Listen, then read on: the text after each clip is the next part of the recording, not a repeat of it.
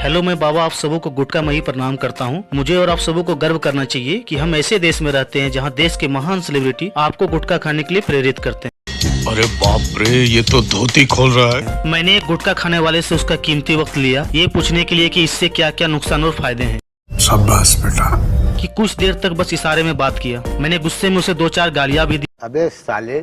फिर पता चला कि उसने कुछ देर पहले ही गुटखा मुंह में डाला है और मेरी वजह से उसका 5 रुपए बर्बाद हो गए। फिर उसने मुझसे कहा, बहुत तेज हो रहा है, बहुत तेज हो रहा है। मैंने इसके तह तक जाने की कोशिश की तो पता चला कि पूरा हिंदी सिनेमा गुटखा का ब्रांड एम्बेसडर है। हमारे महान क्रिकेटर भी अब इस ऐतिहासिक प्रचार प्रसार का हिस्सा है। चलिए एक एक करके मैं इनकी पोल खोलता हूँ। मैं तो तेरे को हरामी समझता था, तो राम निकला रे, देव मानुस निकला। अब मुझे सच में विश्वास हो गया है कि बॉलीवुड में कुछ अच्छा नहीं चल रहा। बॉयकॉट गैंग ने इनकी फिल्मों की हालत इतनी खराब कर दी है, ऐसे में इनके घर में दाल रोटी खाने के लाले पड़ गए हैं। इनकी तो बस मजबूरी है कि गुटखा का प्रचार प्रसार करके अपने परिवार को पाले। खलनायक अमिताभ बच्चन, सॉरी।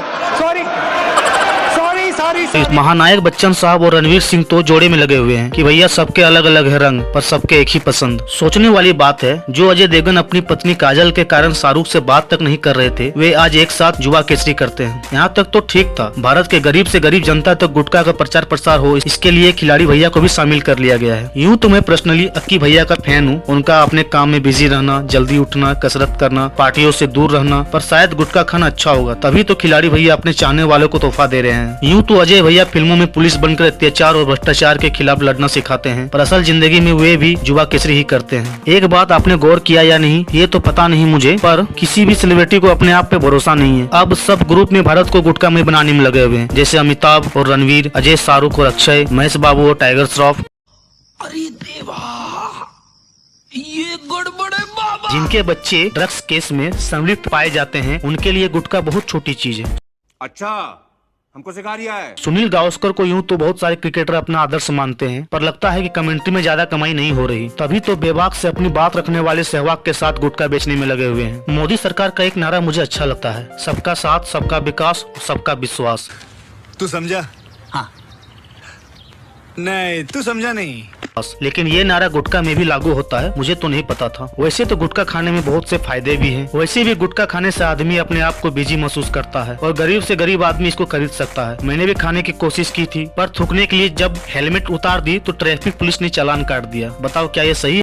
नहीं सारुण के यहाँ कुछ तो गड़बड़ है, जरूर कोई ना कोई गड़बड़। अब यहाँ वहाँ मुतना मना है, ये तो समझ में आता है, क्योंकि मोदी जी ने घर घर शौचालय बना दिया है। क्या गुटखा खाकर थूकना भी मना है? थूकने के लिए भी सरकार को सोचना चाहिए। यहाँ थूकना मना है, इसके लिए भी सरकार को कम से कम प्रत्येक 100 मीटर में 2 डस्टबिन का इंतजाम किया जाना चाहिए। चंद पंक्तियाँ लिखी है, मजा आए तो तवज्जो देना।